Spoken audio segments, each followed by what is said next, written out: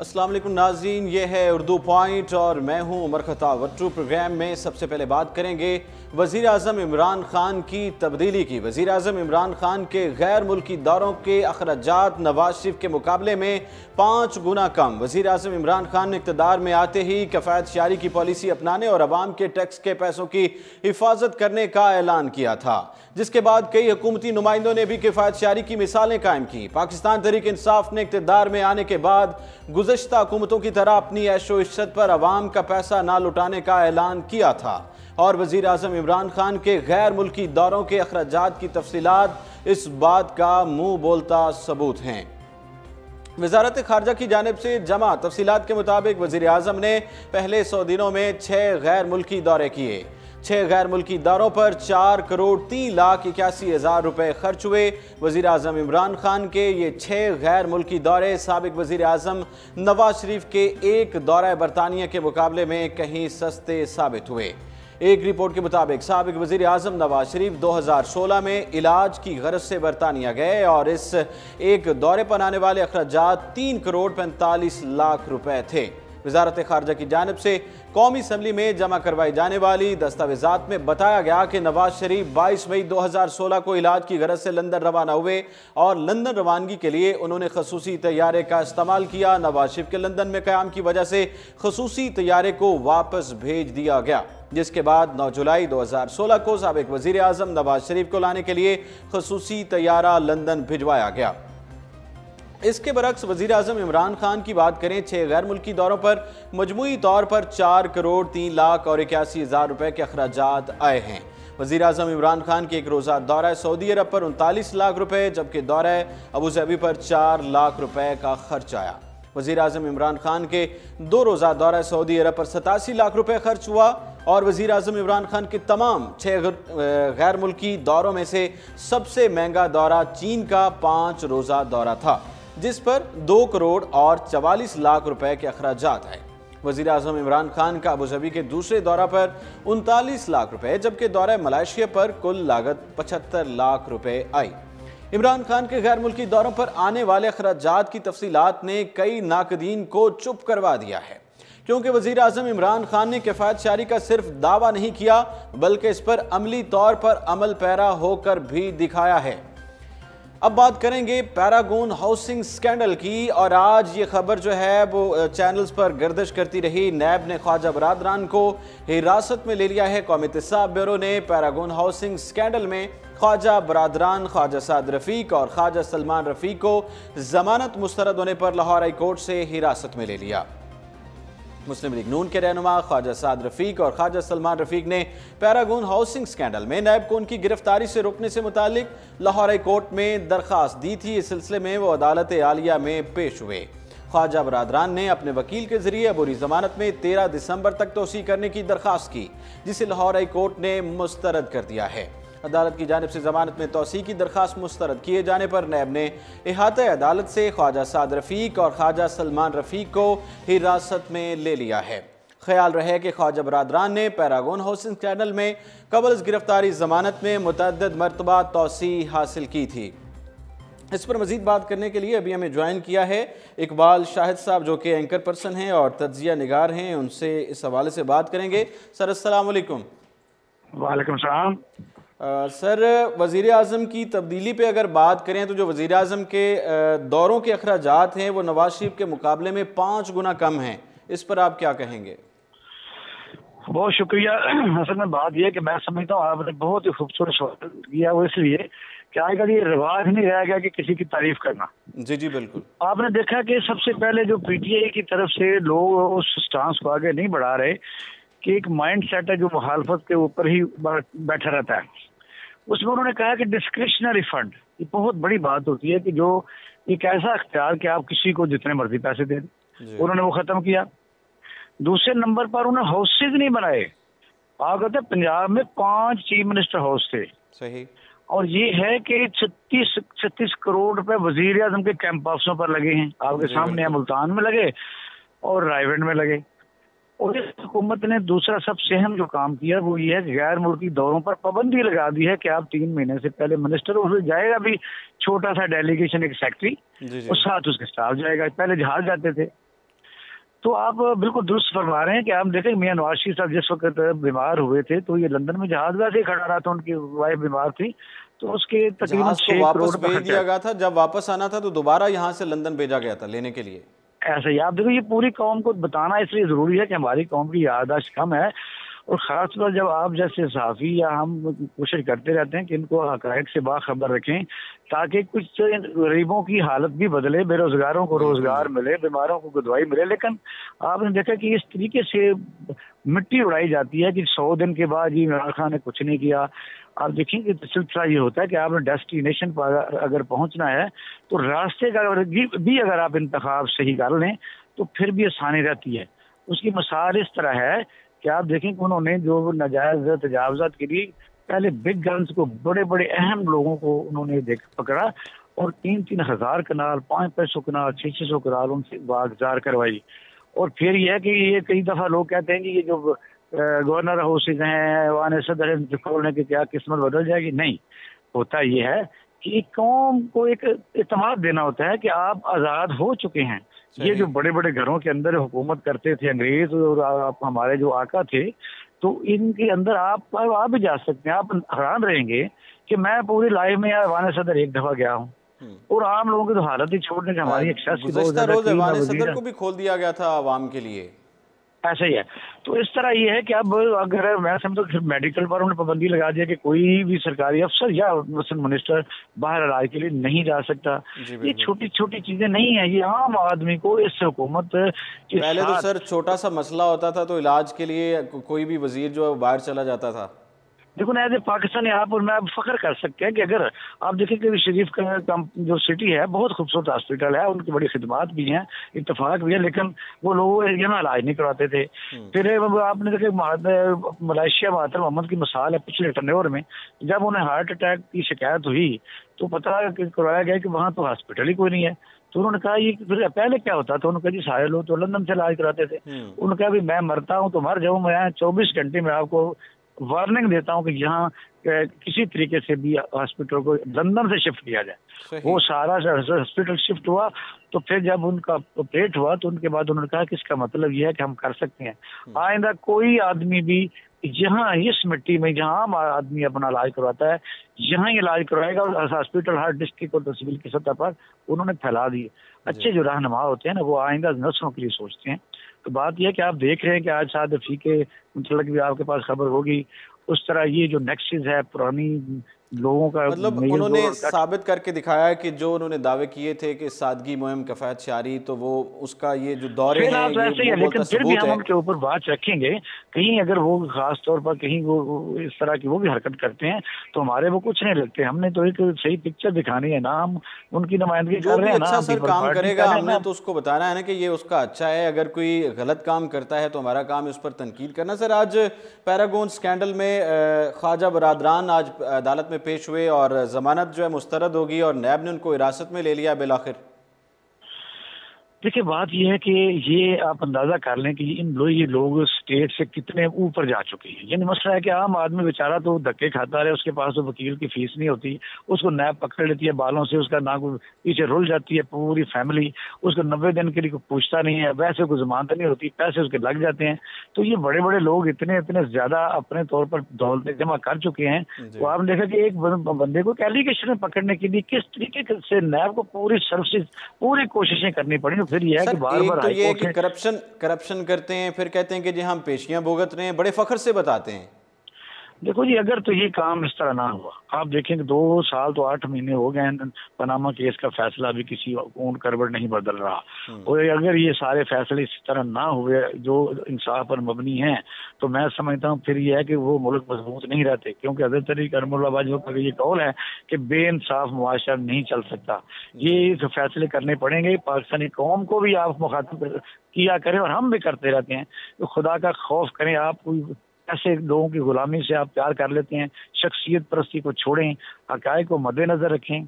आप देखें, अच्छे को अच्छा कहें, बुरे को बुरा कहें। ये पाकिस्तान सबका है, ये नहीं है कि आपके पास 2 मरले का मकान नहीं है, आपके बेटे के पास जॉब नहीं है, हॉस्पिटल में इलाज नहीं है, सोशल सिक्योरिटी नहीं है, तो आप बोंपो लेके बस फिरते रहते हैं कि कोई पीपल पार्टी के पीछे चढ़ा हुआ है, कोई नून लीग के पीछे चढ़ा हुआ है। तो ये जिंदा कौमों की निशानी नहीं है।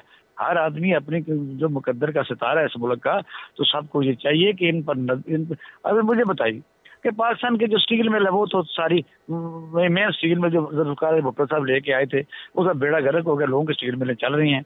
हमारा पी जो है तबाह बर्बाद हो गया, और जो शायद खान अब्बासी का यार है एयर ब्लू चल रहा है, ये कहाँ का मुझे बताइए। तो रेलवे हमने तबाह कर दिया है। कराची में आपने देखा सलकर रोड जो इस वक्त चीफ जस्टिस पाकिस्तान ने बड़ा एहसान किया, मेहरबानी किया। जब वो इंक्रोचमेंट को हटाते हैं तो पता चलता है ये तो 20-30 साल में यहाँ ट्रेन चली नहीं। भाई हद होती है। उसमें अंग्रेज हमारे लिए अच्छा काम करके गए थे तो हमने तो वो भी नहीं संभाल सके। इतनी हम नलायकी है, और नलायकी अवाम की नहीं है, उनके ऊपर हुक्मरान तबके की है जिसको वो इन पर रूल कर रहे हैं। उन्हें हेरिटेज डेमोक्रेसी है जिसको हम वरासती जमहूरियत कहते हैं। पूरी दुनिया में कहते हैं यहाँ जमहूरियत लूली लंगड़ी होनी चाहिए, तो क्यों लूली लंगड़ी होनी चाहिए? या तो हो तो या ना हो, मसला तो यही या जमहूरियत है या फिर नहीं है। सर हमजा शहबाज को आज जो है वो एयरपोर्ट से रोका गया है। वो बैरून मुल्क जाना चाहते थे, दोहा जाने से रोक दिया गया है। तो तर्जुमान मुस्लिम लीग नून मरियम औरंगज़ेब ने बयान दिया कि ये सियासी इंतकाम है, उस पर तो कोई केस भी नहीं था, उसको क्यों रोका गया है। और वैसे खबरें गर्दिश कर रही थी कि वो भाग रहे थे यहाँ से, मुल्क से। ये क्या मामला है? असल में आपने देखा कि वज़ीर आज़म पाकिस्तान का नैब के ऊपर जो बयान था, उसका नैब के चेयरमैन ने भी उसका जवाब दिया बाकायदा कॉन्फ्रेंस में। सदर पाकिस्तान उसको प्रेजाइड कर रहे थे, जब उन्होंने कहा कि आप लोग वो रिजल्ट ओरिएंटेड तो है ही नहीं है, 7% रिजल्ट है। तो उन्होंने फिर कहा कि भाई ये तो पाकिस्तान का जो पैसा लूट के लोग बाहर ले गए हैं, उनसे जब पूछा जाता है तो मुझ पर वो तनकीद करते हैं, तो फिर लोग बाहर भाग जाते हैं। आप ECL में डालते नहीं हैं, बंदे बाहर चले जाते हैं। हम वहाँ से कैसे लेके आए? उसकी मिसाल इसहाक डार है आपके सामने है, तारिक शफी आपके सामने है। और वज़ीर आज़म पाकिस्तान ने इतना बड़ा ब्लंडर किया शायद खान अब्बासी के अपने जहाज में एक बंदा पाकिस्तान का जो यानी वांटेड था उसको छोड़ के आया, उस पर तो केस होना चाहिए शायद खान अब्बासी के ऊपर। कमाल है। इसका मतलब नायब ने शायद ये किया प्रकाश मेयर के तौर पर, तो उनका मैं समझता मुस्लिम लीग का स्टांस का अपना स्टांस है, उससे हमें खुदा न खासा कोई हम उसको अपोज नहीं करते, वो ऐसे करते, लेकिन ऐसे वाक़यात एक्चुअली हो चुके हैं। तो मेरा ख्याल है उन्होंने यही इस सिलसिले में ये प्रकाश मेयर यूज किए होंगे। तो अब देखें वो कल रिट भी कर सकते हैं, इसमें कोई ऐसी बात नहीं है। जब किसी आदमी को रोका जाता है तो ब्लैक लिस्ट में है, ECL में नहीं है। शहबाज शरीफ ने कुछ देर पहले मुलाकात भी की है स्पीकर साहब से। नहीं वो दुरुस्त है, क्योंकि वो अपोजिशन लीडर है, उनको तो बार बार वो उनसे मुलाकात कर सकते हैं। तो स्पीकर ही प्रोडक्शन आर्डर जारी करता है। लेकिन ये भी एक अलमिया है कि जुल्फ़िकार अपना आसफ अली ज़रदारी साहब के जो शुजात ने बड़ी मुश्किल से मियां नवाज शरीफ के ज़माने में प्रोडक्शन आर्डर एक दिन के लिए लिए थे। ख्वाजा साहब के लिए भी प्रोडक्शन ऑर्डर की दरख्वास्त की गई है। कोई बात नहीं, वो उनका हक है, ऐसी कोई बात नहीं। मैं समझता हूँ वो नेशनल असेंबली के मेंबर हैं, तो इस तरह जो किसी का इस्तेहकाक है वो तो क्राइम एक और चीज़ है, जुर्म और चीज़ है, इस्तेहकाक और चीज़ है। तो वो रुकावट नहीं बन सकता उसमें। तो ज़ाहिर साथ साथ तफ्तीश भी चलती रहती है। असल में तो विटनेस होते हैं। सिविलाइज मुल्कों में ऐसा ही होता है। ये पाकिस्तान में थानेदारी निज़ाम तो नहीं है किसी का बाजू में रोड के आप कहेंगे जी ये आपने करना किया है। आपको सबूत ढूंढना पड़ेगा कि सबूत है तो ठीक है, तो बेशक असेंबली के इजलास में जाएं भी, इसमें कौन सी बात है? ठीक है सर, बहुत शुक्रिया। इकबाल शाहिद साहब एंकर पर्सन और तज्ज़िया निगार हमारे साथ मौजूद थे। और तहकीकात होनी चाहिए, और तहकीकात के बाद सबूत होने चाहिए, और सबूत साबित हों तो सज़ा ज़रूर मिलनी चाहिए। ख्याल रहे कि ख्वाजा बरादरान ने पैरागॉन हाउसिंग स्कैंडल में कबल अज़ गिरफ्तारी ज़मानत में मुतअद्दिद मरतबा तौसी हासिल की थी। लाहौर हाई कोर्ट के जज जस्टिस तारिक महमूद अब्बासी की सरबराही में 2 रुकनी बेंच ने ख्वाजा बरादरान की जानिब से पैरागॉन हाउसिंग सोसाइटी में बेज़ाब्तियों के खिलाफ दायर अबूरी ज़मानत की दरखास्तों पर समाअत की। दौरान समाअत नैब प्रोसिक्यूटर ने दलाइल दिए। नैब के वकील ने अदालत को बताया कि नैब कानून के मुताबिक ख्वाजा बरादरान के खिलाफ कार्रवाई कर रहा है।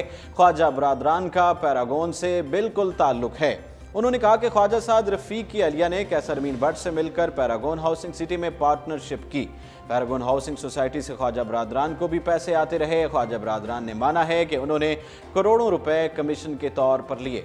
नैब के वकील का कहना था कि ख्वाजा साद रफ़ीक के बेनहुई भी इस मामले में पार्टनर हैं। अगर कोई रकम चोरी और डकैती से हासिल की जाए और टैक्स रिटर्न में उसका जिक्र कर दिया जाए तो उसका मतलब ये नहीं कि रकम दुरुस्त है। उन्होंने कहा कि शाहिद भट्ट ने नैब को बयान दिया कि ख्वाजा साद रफ़ीक हर इजलास में आते थे और अलाटमेंट लेटर लोगों को जारी करते थे। ख्वाजा बरादरान के खिलाफ तब इंक्वायरी शुरू हुई जब मुस्लिम लीग नून की हुकूमत थी। नैब के वकील ने अदालत आलिया को बताया कि चेयरमैन नैब जज रह चुके हैं, उनकी किसी के साथ ना दुश्मनी है ना दोस्ती है, वो कानून के मुताबिक काम करते हैं और उन्होंने अदालत से इस्तदा की कि उनकी जमानत खारिज होनी चाहिए। इस मौके पर ख्वाजा बरादरान के वकील ने अदालत को बताया कि एग्जीक्यूटिव बिल्डर्स के कुल मुनाफा से सिर्फ 6% ख्वाजा बरादरान ने लिया है। ख्वाजा साद रफीक और सलमान रफीक ने जो कमाया वो टैक्स रिटर्न्स में डिक्लेयर कर दिया है। नए वकील ने मजीद अदालत को बताया कि एक ही घर का नंबर 3 अफराद को अलॉट किया गया। इस मौके पर ख्वाजा साद रफीक ने अदालत से बात करने की इजाज़त मांगते हुए कहा कि मैं कुरान पाक पर हलफ देता हूं कि एक घर एक ही बंदे को अलॉट किया गया।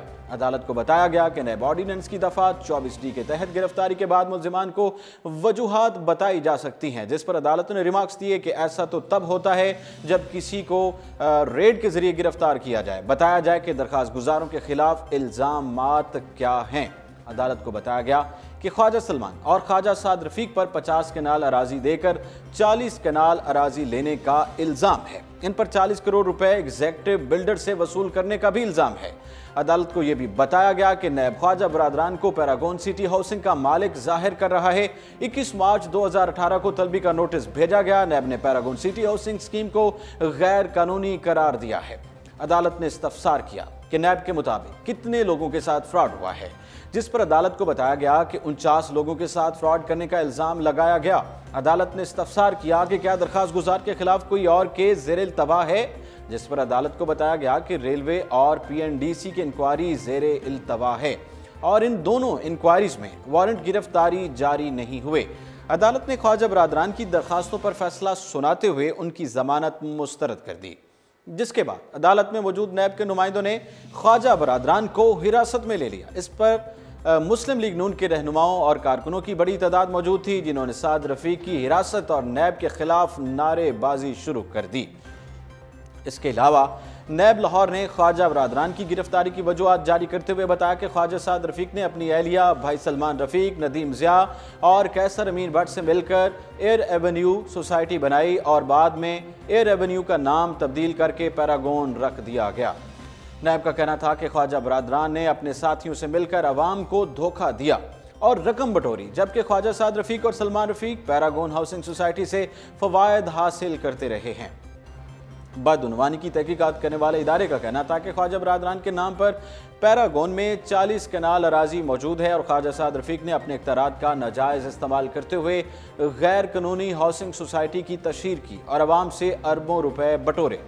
ख्वाजा बरादरान की हिरासत पर मुस्लिम लीग नून का रद्द अमल सामने आया। नैब की जानिब से ख्वाजा साद रफीक और उनके भाई को हिरासत में लिए जाने पर तर्जुमान मुस्लिम लीग नून मरियम औरंगजेब ने रद्द अमल दिया और लबकुशाई की कि ख्वाजा साद रफीक और ख्वाजा सलमान रफीक की गिरफ्तारी हुकूमत का सियासी इंतकाम है।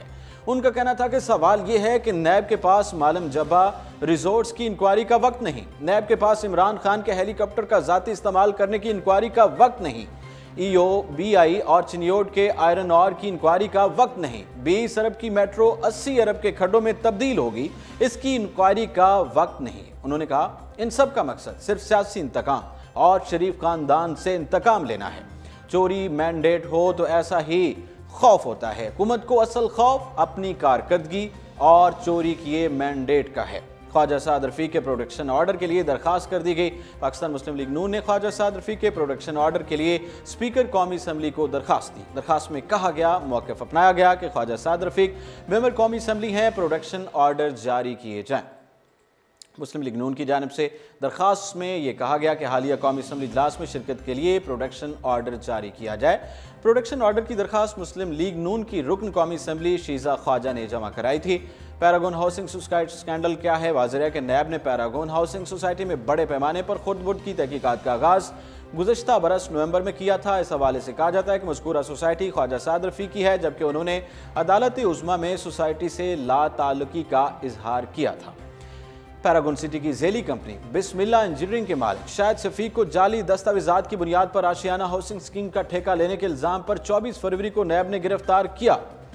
बिस्मिल्लाह इंजीनियरिंग कंपनी की नाअहली की वजह से हुकूमत को 100 करोड़ रुपए का नुकसान हुआ था।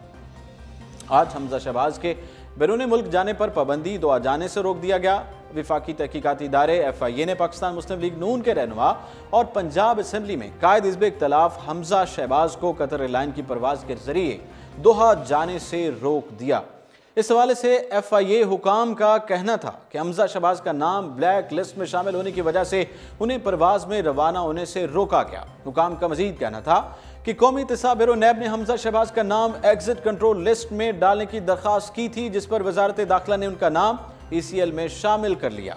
ज़राए का मजीद कहना था कि हमजा शहबाज पर असासाजात केस और रमज़ान शुगर मिल की तहकीकात नैब में चल रही हैं और इसी तहकीकात के दौरान हमजा शहबाज के बैरून मुल्क जाने का खदशा था। वाज़ेह है कि नैब ने पाकिस्तान मुस्लिम लीग नून के सदर शहबाज शरीफ के बेटों हमजा शहबाज और सलमान शहबाज के नाम एग्जिट कंट्रोल लिस्ट में दर्ज करने के लिए वजारत दाखिला को दरख्वास्त अरसाल की थी। दोनों भाइयों को रमज़ान शुगर मिल केस के मामले में तहकीकात का सामना है। नैब के मुताबिक दोनों अफराद डायरेक्टर की हैसियत से चिनियोट में फैक्ट्रियों को मिलाने वाला पुल तामील करने में मुलव्विस हैं, जिसके लिए सरकारी रकम का इस्तेमाल किया गया था। मज़कूरा मनसूबे के लिए उस वक्त के वज़ीर आला शहबाज शरीफ ने 20 करोड़ रुपए की मंजूरी दी थी। इसके अलावा नैब उन अफराद के खिलाफ आमदनी से ज़्यादा असासे बनाने की भी तहकीकात कर रहा था। वाज़ेह है कि हमजा शहबाज जो पंजाब असम्बली के रुकन हैं, साफ पानी कंपनी केस में भी तहकीकात का सामना कर रहे हैं, जिसमें उन पर इल्ज़ाम है कि उन्होंने मंसूबे के बोर्ड ऑफ डायरेक्टर के इजलास की सदारत की और मुबैना तौर पर ठेके देने के हवाले से अहकामात भी जारी किए, जबकि वो बोर्ड के रुकन भी नहीं थे। दूसरी जानिब सलमान शहबाज शरीफ लंदन में मुकीम हैं और नैब की गुज़श्ता 3 समातों में भी शरीक नहीं हुए हैं। जल्द कानूनी चाराजोई करेंगे। पाकिस्तान मुस्लिम लीग नून की तर्जुमान मरियम शहबाज ने सूबाई असम्बली के अपोजिशन लीडर हमजा शहबाज को बैरून मुल्क जाने से रोकने पर रद्द-ए-अमल देते हुए मजीद कहा कि हमजा शहबाज दहशतगर्द नहीं हैं, वो एक जिम्मेदार शहरी हैं और सियासतदान हैं। मरियम औरंगजेब ने सहाफ़ियों से भी गुफ्तगू की और बताया कि हमजा शहबाज को ऑफ लोड नहीं किया गया, बल्कि जब वो इमिग्रेशन काउंटर पर पहुंचे तो उन्हें बताया गया कि उनका नाम ब्लैक लिस्ट में शामिल है। मरियम औरंगजेब ने मजीद कहा कि बताया जाए कि किस कानून के तहत हमजा शहबाज का नाम ब्लैक लिस्ट में डाला गया। ये शरीफ खानदान को इंतकाम का निशाना बनाने के सिलसिले की कड़ी है। हम ये मामला तमाम मुतल्लिका फोरम्स पर उठाएंगे। रहनुमा मुस्लिम लीग ने इस सिलसिले में कानूनी कार्रवाई का अंदिया देते हुए कहा कि हमने अपने वकला से मुशावरत कर ली है और जल्द कानूनी चाराजोई भी शुरू की जाएगी। नवाज जरदारी कशमकश में हैं, आखिरी उम्र घर में गुजारें या जेल में गुजारें, ये कहना है फवाद चौधरी का। वफाकी वज़ीर इत्तलात ने यह कहा है कि हमें कोई सियासी चैलेंज है। नवाज शरीफ और आसिफ अली जरदारी अपना आखिरी इंतखाब पहले ही लड़ चुके हैं और उनकी ज़िंदगी में बस यही एक बेयकीनी की सूरत हाल है कि उन्होंने आखिरी उम्र घर में गुजारनी है या जेल में। इस्लामाबाद में मीडिया से बातचीत की और कहा कि नवाज शरीफ और आसिफ जरदारी की ज़िंदगी में इसके अलावा कोई बेयकीनी सूरत हाल है ही नहीं।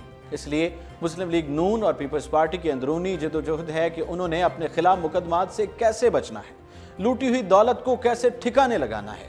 उनकी सियासत में बस यही रह गया है। उनकी सियासत हमारे लिए कोई सियासी चैलेंज नहीं हो सकती, लेकिन इसके बावजूद हम खुद को अवाम के सामने जवाबदेह समझते हैं और इमरान खान की सियासत का महवर है कि वजीर और ब्यूरोक्रेट सबका एहतसाब होना चाहिए। नवाज शरीफ और आसिफ जरदारी को इक़्तिदार बगैर जदोजहद के मिला और उन्होंने इसकी कदर नहीं की, जिसके बाद पाकिस्तान की सियासत, गवर्नेंस और इदारों में तनज़ली आई, जबकि इमरान खान की 22 साल की जदोजहद है और उन्हें मुल्क का एहसास है। वफाकी वज़ीर इत्तलात ने मजीद कहा कि इमरान खान ने भैंसें और गाड़ियाँ बेचकर अपने वजीरों को ये पैगाम दिया कि ये हुकूमत गुज़श्ता हुकूमत की तरह नहीं और आपको जवाबदेह होना पड़ेगा। उनका कहना था कि एक तरफ तकरीबन 4 करोड़ रुपए नवाज शरीफ के इलाज पर लंदन पर खर्च हुआ और उतना ही उस जहाज़ पर खर्च हुआ जो उन्हें लंदन लेकर गया, जबकि नवाज शरीफ को अपना इलाज सरकारी खजाने से कराने की क्या ज़रूरत थी। वो तो अरबपति हैं। वो कहते हैं कि हमारे आबाओ अजदाद अमीर थे। जाती उम्रा में एक ईंट भी नवाज शरीफ ने अपने पैसों से नहीं लगवाई, बल्कि सारे सरकारी खजाने से लगे हैं। यहाँ तक कि शहबाज शरीफ के दौर में पंजाब हाउस में चाय भी सरकारी खर्च पर पिलाई जाती थी। उन्होंने कहा कि दूसरी तरफ PTI की हुकूमत है या इमरान खान है, जिन्हें 1 रुपए की फिक्र होती है और यही एहतसाब है जो आगे चल कर आएगा। वज़ीर इत्तलात का कहना था कि हमारा चैलेंज गवर्नेंस और मईशत का है। ये चैलेंज मिला भी गुज़श्ता हुकूमतों की वजह से। इन हुकूमतों ने कर्जे लिए जो अपनी अय्याशियों पर खर्च किए और हमें एक खोखला पाकिस्तान मिला। पाकिस्तान की तारीख में पहली मरतबा कबीना का इतना तवील इजलास हुआ और वजीरों से उनकी कारकर्दगी का पूछना एक नई रिवायत और नई मिसाल कायम की है। वजीर आज़म साहब ने वजीर आज़म अल्लाह का खौफ रखते हुए हुकूमत चला रहे हैं और हम मदीना की फलाही रियासत के ख्वाब की तरफ बढ़ रहे हैं। मोबाइल फ़ोन पर टैक्स के हवाले से भी उन्होंने बात की। हमने 2 वजूहात की बिना पर यह टैक्स लगाया। पहली बात यह है कि टैक्स अदा होना चाहिए और दूसरी बात यह कि ऐसे मुल्क में जहां पीने का साफ पानी, सेहत और तलीम के मसाइल हैं, वहां अगर $2-2.5 अरब के इतने ज़्यादा मोबाइल फ़ोन और मेकअप के सामान मंगवाएंगे तो उसके पैसे कहीं तो अदा करने हैं। टैक्स कल्चर लाना पड़ेगा, वरना दूसरी सूरत में कर्जे लिए जाते रहेंगे और मुल्क गरीब होता रहेगा। फवाद चौधरी का कहना था कि हमने पाकिस्तान को अपने पांव पर खड़ा करना है और ये मुल्क ठीक होगा तो सनत भी ठीक होगी, दरामदात और बरामदात भी बढ़ेंगी और इस तरह से पाकिस्तान को कर्जों से निजात भी मिलेगी। नाजरीन, ये था आज का प्रोग्राम और इसके साथ ही उमर खताब को इजाज़त दीजिए और आप रहिए उर्दू पॉइंट के साथ।